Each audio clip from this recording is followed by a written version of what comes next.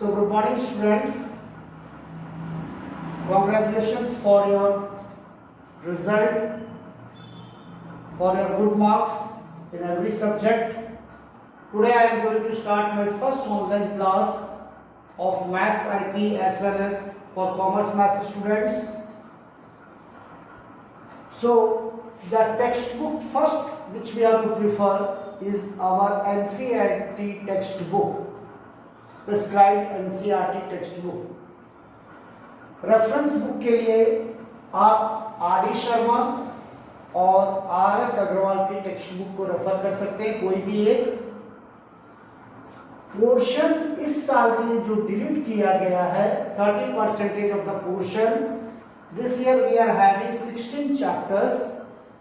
The first chapter which is to be deleted, that is a chapter number 4, mathematical induction. It is totally deleted from our syllabus this year. Next chapter which is deleted, that is a chapter number 8, binomial theorem, completely directed deleted. And third chapter, that is a chapter number 14, mathematical reasoning. So these three chapters are deleted. So we are left out for this year only 13 chapters. So our pre-midterm will be online based on MCQ questions, and MCQ questions whatever every chapter conceptual based questions जो रहते हैं वो पूछे जाएंगे। Options भी दिए रहेंगे या नहीं भी दिए रह सकते हैं कुछ क्वेश्चंस में। fill up the blanks. And that examination is starting from 17th August 2020 to 25th August 2020 approx, and very soon you will be getting your timetable also. So daily attend every subject's online class: English, Physics, Chemistry, Maths, IP, Accounts, BST, Bio. For all the students of Maths IP, Bio IP, Commerce Maths and Commerce IP students, there will be an online exam based on MCQ questions, conceptual based questions from 17th August 2020 to 25th August. So today I am going to start the first chapter of mathematics, that is our set. Or now there is 13 chapters. Approx 2 to 3 chapters will be coming in the first pre-midterm. After 1 week or 10 days of teaching, I will tell you about the portion also for the MCQ for the pre-midterm exam. So let's move to our first chapter, that is chapter sets. Now, what do we mean by a first set?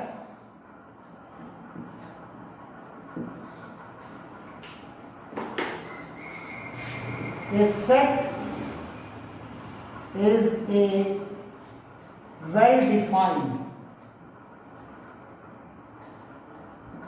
A set is a well-defined collection of objects. Collection of objects, and the objects which belongs to the set are known as elements of a set. A set is always denoted by a capital English alphabet, by a capital English alphabet, whereas its elements by small letters inside the braces,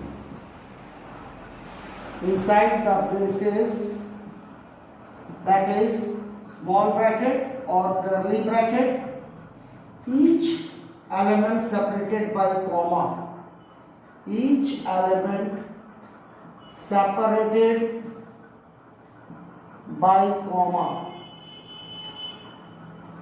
Also, no any element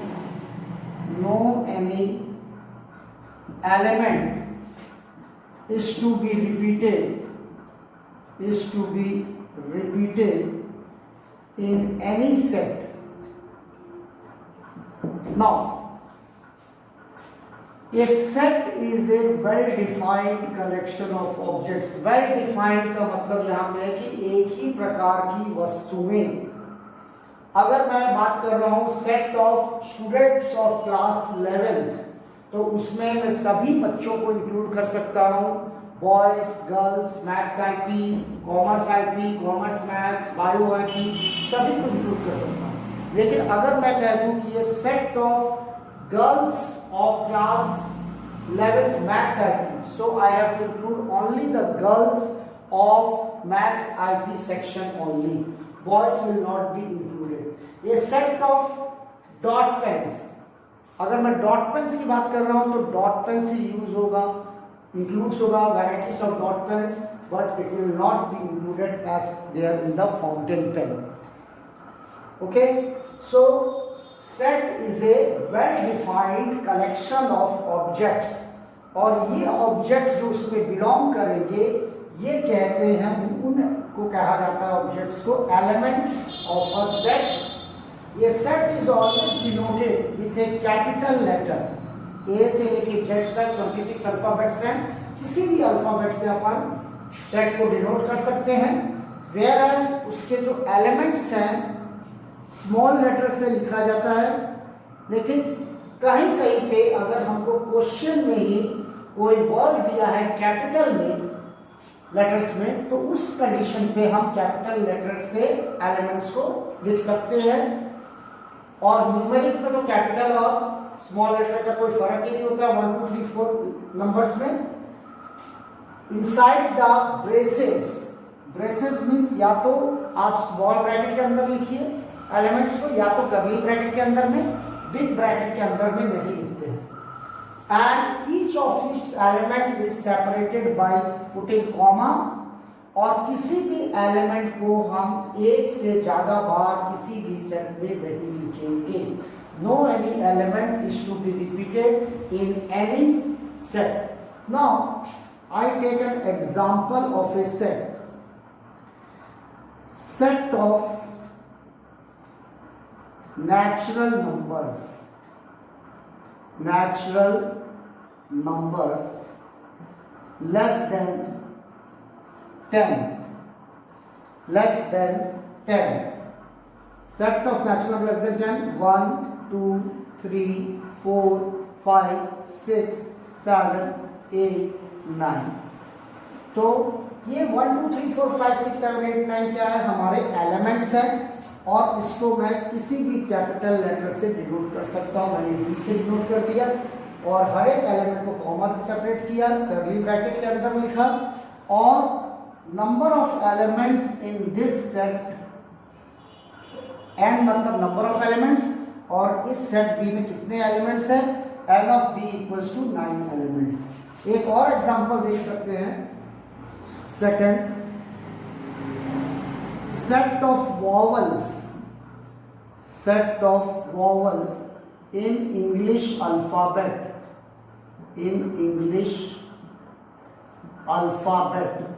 अब यहाँ पे मैंने एक condition दिया set of vowels. तो English alphabet में 5 vowels होते हैं, तो आपको पांचों वॉवल्स लिखने हैं. एक भी वॉवल छोड़ना नहीं है और उस वॉवल के साथ एक भी कॉन्सोनेंट अटैच भी नहीं करना है. तो C equals to A E I O U. तो इसमें कितने एलिमेंट्स हो गए? n of C is equals to 5.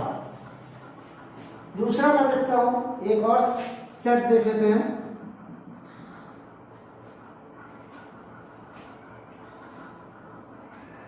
Set of solutions of an equation x square minus 4 equal to 0। जैसे कि लास्ट ईयर हम कोऑर्डिनेट क्वेश्चन पढ़े हैं, तो x square minus 4 equal to 0, इसका सॉल्यूशन अगर मैं निकालना चाहूँ तो x square minus 4 equal to 0, x square equal to 4, तो एक्स की वैल्यू हो जाएगी प्लस माइनस 2। मतलब इसके दो सॉल्यूशन हो गए, एक हो गया x इक्वल टू प्लस 2 और एक हो गया आपका माइनस 2। तो 2 और माइनस 2, तो ये 2 और माइनस 2 इसके एलिमेंट्स हो गए। तो ये 3 एग्जांपल्स हो गए। एक चीज मैं और बता दूं कि कभी भी दो चीजों में कंपैरिजन पॉसिबल नहीं हो सकता। जैसे वो सेट के अंतर्गत नहीं आएगा, ये set of talented persons in the world, we can't identify the talented person or the tallest person or the dangerous animal in the given world. Tallest मतलब कंपैरिजन हो गया, talented मतलब कंपैरिजन हो गया, dangerous animal in the world वो भी comparison हो गया। We can't identify these things, so they doesn't comes under the set. They are not forming a set. Now next topic. Before coming to the next topic, let me tell you this all definition and the examples, each and everything you have to write down in your fair maths copy. Okay, you have to write down as it is in the fair maths copy, and whatever homeworks I will be giving you first from the NCERT textbook, that you have to do it daily. Now let's move to the next topic.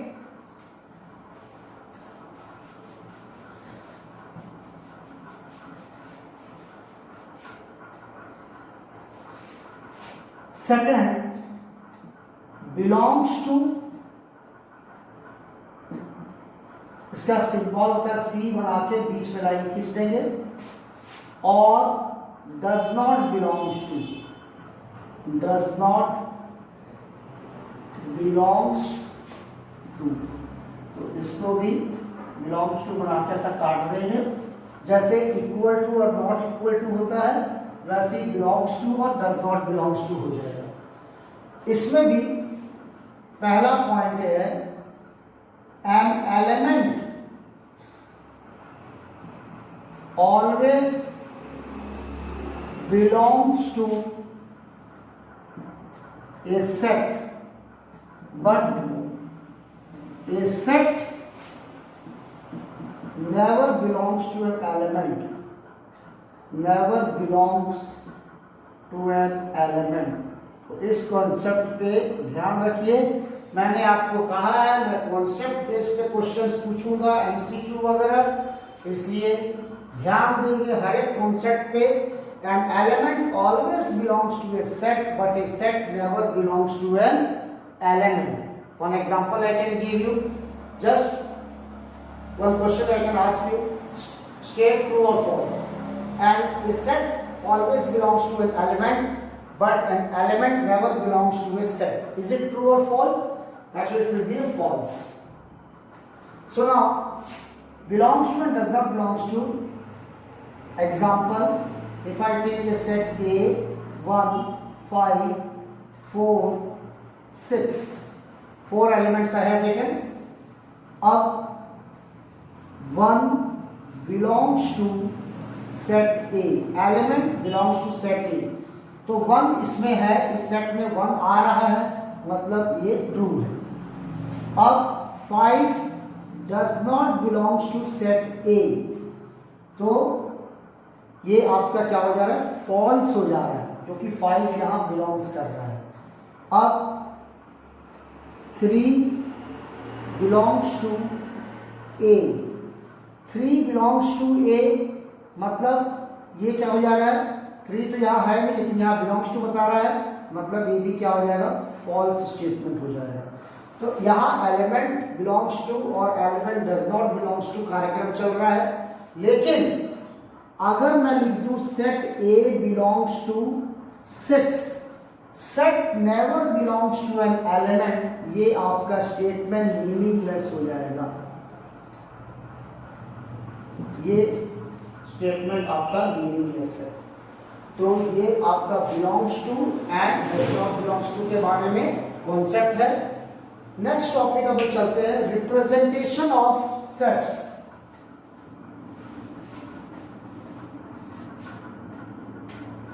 Third, representation of sets. There are two methods.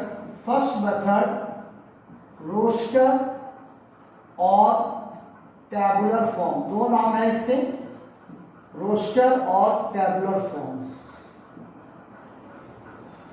Roster और tabular form में क्या होता है कि हमको question दिया रहता है according to the given condition of the problem.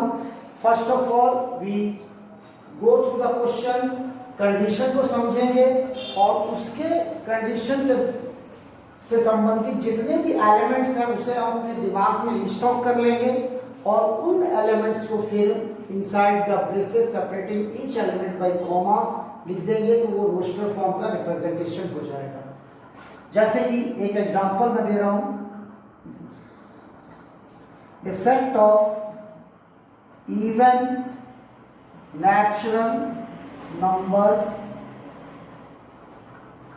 Less than 5। तो even natural numbers which are divisible by 2 and less than 5, the natural number always starts from 1. So 1 is an odd number, so it will not be included in that. 2 is an even number, 3 is odd number, then 4 is the even number, and next 6 will not be included as the condition is given that it is less than 5. So even natural numbers less than 5, only 2 and 4, only 2 elements will be there. So this is the roster form. Now another example I am giving, a set of 2-digit natural number whose sum of the digits is equal to 9। Digits भी आपके natural number होने चाहिए और 2 digit number भी आपका natural number होना चाहिए। तो ऐसे 2 डिजिट नेचुरल नंबर लिखना है और 2 डिजिट नेचुरल नंबर में एक होता है यूनिट प्लेस, एक होता है टेंस प्लेस। तो यूनिट प्लेस और टेंस प्लेस के डिजिट को ऐड करने से हमें सम क्या मिलना चाहिए, 9। तो ऐसे नंबर्स होंगे, 1 के सीरीज में हो जाएगा 18, 1 + 8 9, 2 के सीरीज में हो जाएगा 27, 2 + 7 9, 3 के सीरीज में 3 6 9, 4 के सीरीज में 4 5, 5 के सीरीज में 5 4, 6 के सीरीज में 6 3, 7 के सीरीज में 7 2, 8 के सीरीज में 8 1 और 9 का सीरीज नहीं आएगा क्योंकि 9 और 0, 9 is a natural number but the 0 which comes here in the unit place, it is not a natural number. That's why 90 is not included in this set. So this is the roster form representation or tabular form. Now the next representation, that is the second one, set builder form, set builder or rule form, set builder or rule form। set builder or rule form में क्या रहेगा, in this the question will be given in the form of roster form or tabular form and you have to write down the property which is obeyed by each of the elements, each elements। Example कैसे लिखेंगे उसे, set builder form x is to x is equals to property of that elements, p of x, it is not a polynomial, it is property of those elements। Example आप देखें, set a मैं लिख रहा हूं a e i o u, तो इसका set builder form हो जाएगा x is to x is a set of vowels is a vowels in English alphabet.